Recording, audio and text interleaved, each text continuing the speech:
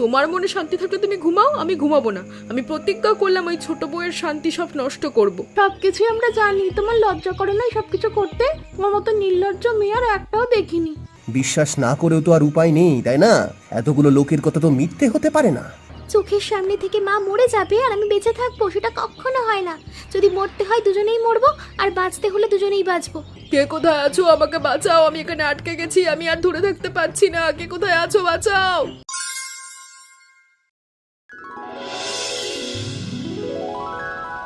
কি যে বিপদ শুরু হলো ছোট বৌমা, তোমাকে কি বলবো।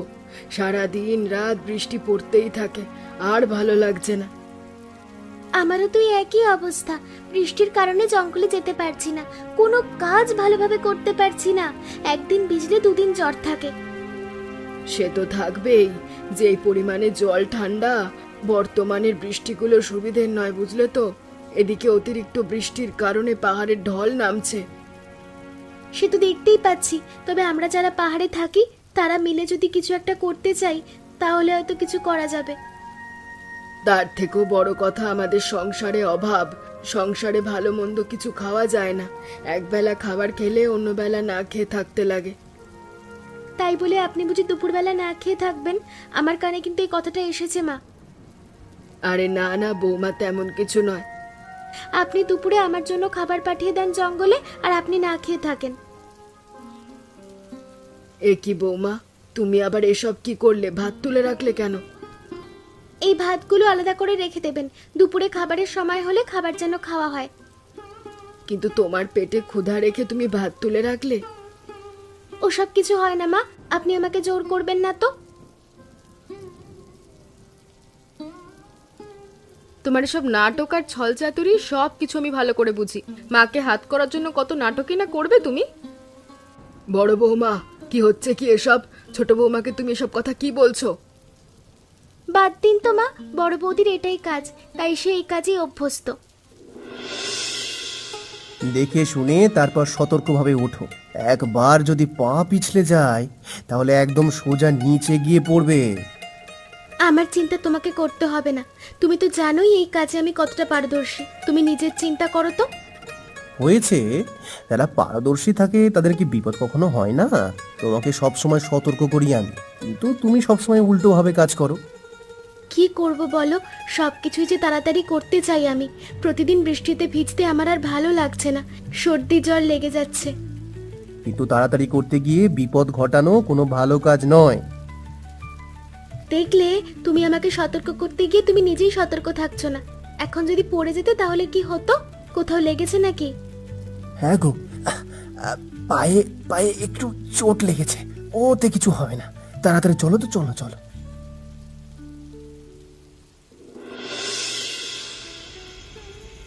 যাই বলো না কেন বৌমা, মুরগিটা কিন্তু ভালোই বড় ছিল। এই মুরগিটা তুমি কোথায় পেলে বলো তো? পাহাড়েই তো পেলাম। একটু জিরনের জন্য যেই বসেছিলাম অমনি দেখি মুরগিটা শুয়ে আছে। আমি তো ভেবেছিলাম মুরগিটা মরা। কি বলো তুমি? তারপর মুরগিটা ধরলে কি করে? মুরগিটা মনে হয় একটু ক্লান্ত ছিল, আমি গিয়ে ওকে গুঁতো মেরেছি, তবু নড়াচড়া করে না। দেখে আমি মুরগিটা ধরলাম, অমনি দেখি লাফিয়ে উঠেছে। তারপর তুমি ছেড়ে দাওনি? ভয় পাওনি? ভয় একটু পেয়েছি, তবে ছাড়িনি। ছাড়িনি বলেই তো নিয়ে আসতে পারলাম। দুদিন ভালোভাবে আমাদের কেটে যাবে বলুন। হ্যাঁ গো, অনেকদিন পরে একটা মুরগি খেতে পাচ্ছি, তাও আবার পাহাড়ি মুরগি। পাহাড়ি মুরগি রান্না করা খেতে যে কি মজা। আজকের ঘ্রাণ চারিদিকে ছড়িয়ে পড়েছে, আমার খুব ভালো লাগছে। ছড়িয়ে তো পড়বেই, তোমার হাতের রান্না যে প্রশংসা এই পাহাড়ের মানুষজন যা করে না, তা তো তুমি জানোই। তোমার হাতের রান্নার জবাব নেই। এভাবে বলছেন কেন? আমি তো আপনার থেকেই শিখেছি, তাহলে তো আপনারটাই বেশি ভালো হওয়া উচিত। তাও কিন্তু তোমারটাই বেশি ভালো হয়। পাহাড়ের লোকজন তো সেসবই বলে।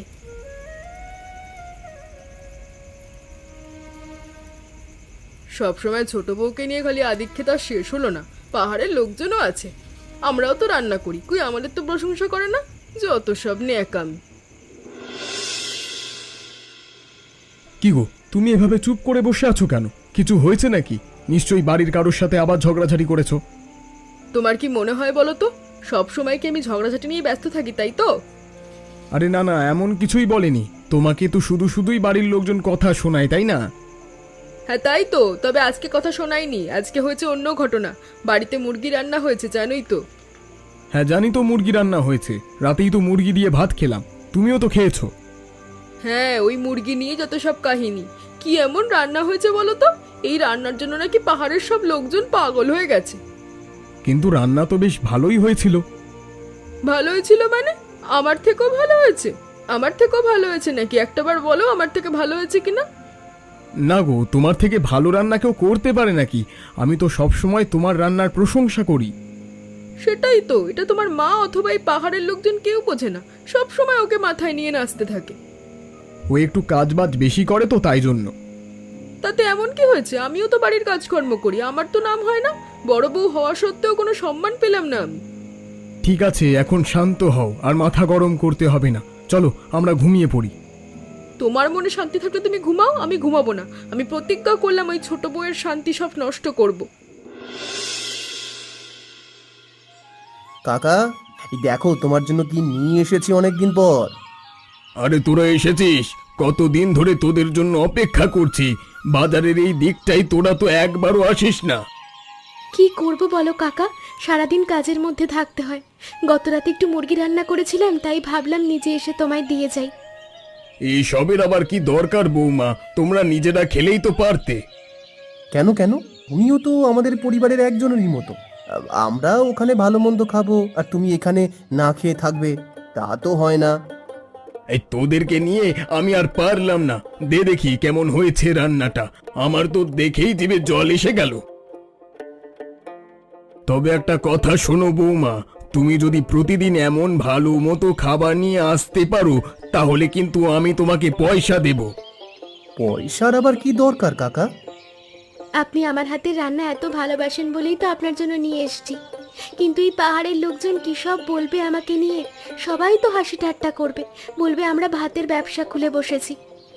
তাতে কি, এই যে প্রতিদিন পাহাড় বেয়ে এতটা কষ্ট করিস, তার থেকে এই কষ্টটা ভালো। তা অবশ্য তুমি ঠিক কথাই বলেছ। আমি দেখি মায়ের সাথে কথা বলে মা কি বলে, তারপর তোমাকে জানাবো। কি গো বৌদি, আমাকে হঠাৎ এত জরুরি তলব করলে যে?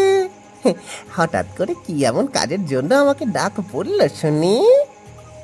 ভালো একটা কাজের জন্যই ডাক পড়েছে তোমার। যদি এই কাজটা করতে পারো তাহলে কিন্তু ভালো পয়সা পাবে।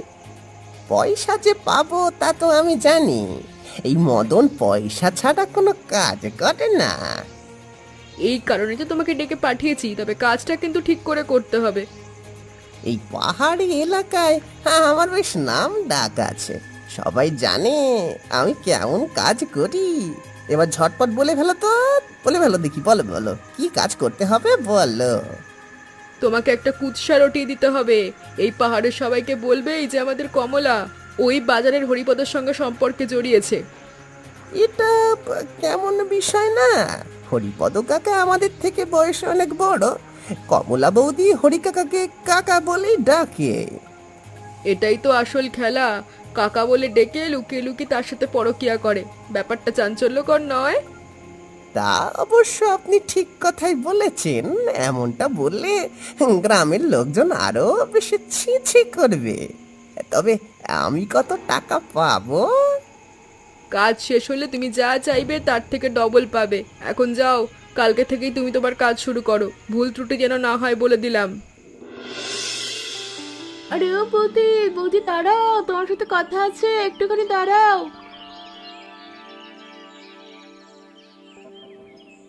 দাঁড়িয়েছি গো, তাড়াতাড়ি এসো, ওদিকে আবার আমার অনেক কাজ আছে। তোমার এত কিসের কাজ গো? সারাদিন তো দেখি হরিপদ কাকার সঙ্গে ঢলাঢলি করছো। এসব কি ভাষা ব্যবহার করছো তুমি? হরিপদ কাকা আমার বাবার সমতুল্য, তাকে নিয়ে তুমি এমন কথা বলছো? হয়েছে হয়েছে, এখন এই পাহাড়ের লোকজন সব জানে। সত্য প্রকাশ হয়েছে কিনা না হলে একটা কথা ছিল। কোন সত্যি? কিসের সত্যির কথা বলছো তুমি? কি আর বলবো, এই তোমার বাবার সমতুল্য বলতে বলতে তুমি তার সাথে পরকীয়ায় জড়িয়েছো। তার জন্য আলাদা করে খাবার নিয়ে যাও, সে তোমায় পয়সা দেয়। আরে এমন কিছু নয় গো, আমি তখন নতুন ব্যবসা শুরু করার পরিকল্পনা করেছি, তাই তার কাছে রান্না করে নিয়ে যাই, সে খেয়ে দান দেয়। সবকিছুই আমরা জানি, তোমার লজ্জা করে না সবকিছু করতে? তোমার মতো নির্লজ্জ মেয়ে আর একটাও দেখিনি। অনেক হয়েছে বাজে কথা, আর একটাও বাজে কথা আমাকে নিয়ে বলবে না। এতক্ষণ অনেক সহ্য করেছি। চোরের মার বড় গলা, পরকিয়া করো, কত বড় বড় কথা বলো। একেবারে পাহাড়ের সব লোকজন মিলে তোমাকে এখান থেকে বিতাড়িত করবে, দেখে নিও।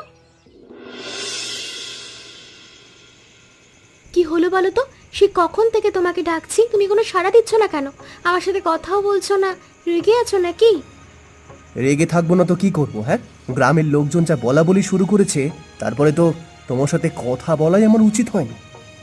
ও, তাহলে তুমি সেই গ্রামের লোকদের কথায় কান দিয়ে রেগে যাচ্ছ, আমাকে ভুল বুঝছো, তাই তো?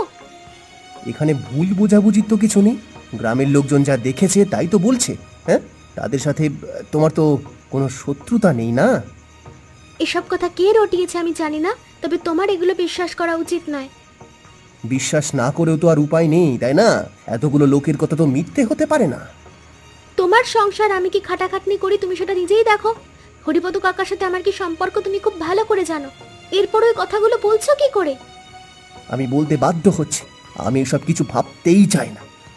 এই যে তুমি আমাকে ভুল বুঝলে, আমি যদি সত্যটা প্রমাণ করি তারপর তোমাকে আমি আর কখনো গ্রহণ করব না বলে দিলাম। এটা কি হলো? মা বের হতে পারলো না, মায়ের কিছু হবে এটা তো হতে পারে না। ওগো তুমি দাঁড়িয়ে আছো কেন? তুমি একটাবার যাও না।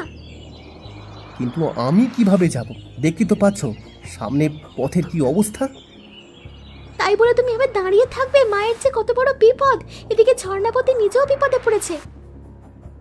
আমি যেতে পারবো না গো, আমার বড্ড ভয় করছে। তুমি দাঁড়াও, আমি মাকে এভাবে বিপদে পড়তে দেব না। আমি এখনই যাব মায়ের কাছে। কিন্তু মাকে বাঁচাতে গিয়ে তোমার তো ক্ষতি হয়ে যেতে পারে। সামনে একটাবার তাকিয়ে দেখো তুমি। চোখের সামনে থেকে মা মরে যাবে আর আমি বেঁচে থাকবো, সেটা কখনো হয় না। যদি মরতে হয় দুজনেই মরবো, আর বাঁচতে হলে দুজনেই বাঁচবো। দেখুন বৌদি, আপনার সাথে আমি তেমন কোনো তর্ক করতে চাই না। আপনার কাছে এসেছি আমি টাকার জন্য। আপনি টাকা দেবেন, আমি চলে যাব। তুমি বুঝতে পারছো না কেন? পাহাড়ের কি অবস্থা দেখেছো? আমাদের ঘর বাড়ি সব ভেঙে গেছে, এখন টাকা পাবো কোথায়? সেটা তো আমি জানি না। আপনার উচিত ছিল আরো আগেই টাকাগুলো আমাকে দেওয়া, দেননি কেন? তখন ভেবেছি কাজটা হয়ে যাওয়ার পর তোমাকে টাকাটা দেবো, কিন্তু আমি তো বুঝতে পারিনি এমন হবে। সেটা তো আমার দেখার বিষয় নয়। আপনি এখন আমাকে টাকা দেবেন কিনা বলেন, না হলে কিন্তু আমি পুরো পাহাড়ের লোকজনদের সবাইকে বলে দেব। না না, কি বলছো তুমি? সবাইকে বলে দেবে মানে? তাহলে তো আমার মান সম্মান কিচ্ছু থাকবে না। মান সম্মানের কথা চিন্তা করছেন? আপনাকে সবাই জুতো পেটা করে এই পাহাড় ছাড়া করবে। তুমি আমাকে কয়েকটা দিন টাইম দাও, আমি কিছুদিনের মধ্যেই তোমার সব টাকা বুঝিয়ে দেব। এত কথা তো আমি শুনতে চাই না বৌদি। আপনাকে আমি বলে দিচ্ছি, আগামী 3 দিনের মধ্যে আমার সমস্ত টাকা পরিশোধ করবেন। ঠিক আছে ঠিক আছে, আমি 3 দিনের মধ্যেই পরিশোধ করার চেষ্টা করব। তুমি চিন্তা করো না, এখনই এখান থেকে যাও।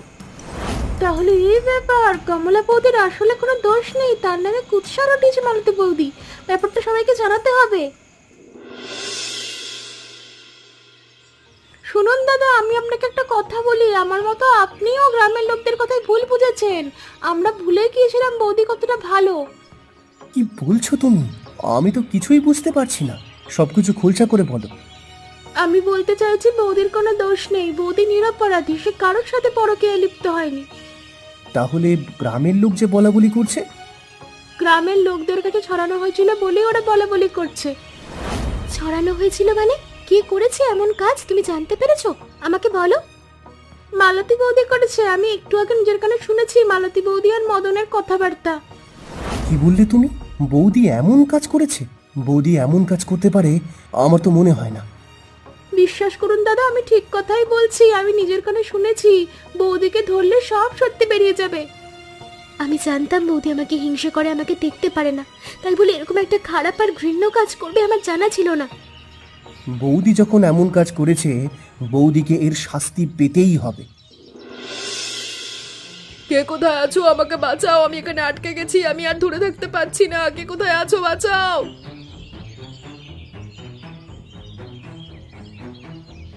আরে বৌদি, তোমার এই অবস্থা কিভাবে হলো? তুমি ওখানে গেলে কিভাবে? তাড়াতাড়ি উঠে এসো। আমি ইচ্ছে করে এখানে আসিনি, আমি তো পড়ে যাচ্ছিলাম, এখন ঝুলে আছি, আমাকে বাঁচাও। কি বলছো বৌদি? আমাকে বাঁচাতে বলছো? আমার নামে এত খারাপ খারাপ কথা রটানোর পর তুমি কি করে ভাবছো যে আমি তোমাকে বাঁচাবো? আমি ভুল করেছি ভাই, আমাকে বাঁচাও। এসব হিংসা বিদ্বেষ কিছুই না, মৃত্যুর মুখে ঝুলে আছি আমি, সবকিছু অনুতাপ হচ্ছে আমার। কিন্তু তোমার অনুতাপ হলে আমার লাভ কি? আমি তোমাকে বাঁচিয়ে কি করব? তোমার জন্য আমি অনেক লজ্জা পেয়েছি। আমাকে ক্ষমা করো, আমাকে তুমি বাঁচাও। আমি গ্রামের সবাইকে সব সত্যি খুলে বলবো, সবার কাছে ক্ষমা চাইবো। ঠিক আছে, তাহলে আমি রাজি আছি, তারাও তোমাকে বাঁচাচ্ছি। নাও, এবার এই দড়িটা শক্ত করে ধরে ওপরে চলে এসো। ভয় পেও না, আমি তোমাকে এমনিতেও মরতে দিতাম না। আমি এতটাও খারাপ নই। মা গো, আমি ভুল করেছি। আমি নিশ্চিত মৃত্যুর মুখ থেকে আজকে ফিরে এসেছি। আমি বুঝেছি এই দিন দুনিয়ায় কোনো কিছুই আসল নয়। কিন্তু ছোট বৌমা বলল তুমি নাকি ছোট বৌমার ব্যাপারে কুৎসা রটিয়েছিলে। হ্যাঁ মা, আমি নিজে স্বীকার করেছি, আমি নিজেই এরকম ঘৃণ্য কাজ করেছিলাম। আমি ওই মদনকে ধরে মদনকে কাজে লাগিয়ে এমনটা করেছিলাম। কিন্তু তুমি এমন কাজ করেছো কেন? কমলা তোমার কি ক্ষতি করেছিল? কমলা আমার কোনো ক্ষতি করেনি। আপনি সবসময় ওকে বেশি ভালোবাসতেন, ওর পক্ষে থাকতেন, এই ব্যাপারটা আমার ভালো লাগতো না। এই যে সম্পূর্ণ সংসারটা কমলা আর রঘু দুজনে মিলে কাজ করে চালিয়ে রাখে, তোমার স্বামী শুধু বসে বসে খায়। তোমরা তো একটু কৃতজ্ঞ থাকতে পারো। এসব কিছুই আমার মাথায় আসেনি। আমি শুধু ভেবেছি ওর সবাই প্রশংসা করে, আমাকে কেন করে না? কারণ তোমার মধ্যে হিংসে বসবাস করে। যারা হিংসে নিয়ে চলে তাদেরকে কেউ ভালোবাসে না। আমি সব কিছু বুঝেছি মা, আমার খুব ভুল হয়েছে, আমি আর এমন কাজ করব না। দেখলে আজকে নিজের প্রাণ ঝুঁকিতে রেখে তোমাকে কমলা কেমন বাঁচালো। এখন থেকে ওর সাথে মিলেমিশে সংসার করবে। ঠিক আছে মা, আমি তাই করব। আজকে কিন্তু খাবারের গ্রান ভালোই বেরিয়েছে, বলো? না গো, প্রতিদিন তো তুমিই রান্না করো, তোমার মাংসের ঘ্রাণ অনেকটা ছড়িয়ে পড়ে, আমারটা তেমন ছড়ায় না। আমি তোমাকে কতবার শিখিয়ে দিয়েছি বলো তো, মাংসটা ভালোভাবে কষিয়ে নেবে, তাহলে দেখবে কতটা সুগন্ধ ছড়িয়েছে। আমি চেষ্টা করি গো, তোমার মতো হয় না। তোমার হাতে আসলেই জাদু আছে। রান্নার হাত বলেও তো একটা কথা আছে, বলো? তুমি দেখবে ধীরে ধীরে তোমার হয়ে যাবে। সাহস হারিও না। এখন তো তুমি রান্না বান্না করছো, পাহাড়ের লোকজন তোমার খাবার খেয়েও প্রশংসা করছে। হ্যাঁ, সেটা তো আমি দেখতে পেয়েছি। গতকাল আমি রান্না করেছিলাম, সবাই অনেক প্রশংসা করেছে, আমার খুব ভালো লেগেছে। এবার বলো তো বৌদি, যদি হিংসে করে দূরে দাঁড়িয়ে থাকতে, তাহলে কি এসব কিছু হতো? না গো, এই যে পাহাড়ে সবার এত ভালোবাসা আমি পাচ্ছি, এগুলো কখনোই পেতাম না। তুমি আমার চোখ খুলে দিয়েছো। আমি তোমার জন্যই এত মানুষের ভালোবাসা পেয়েছি।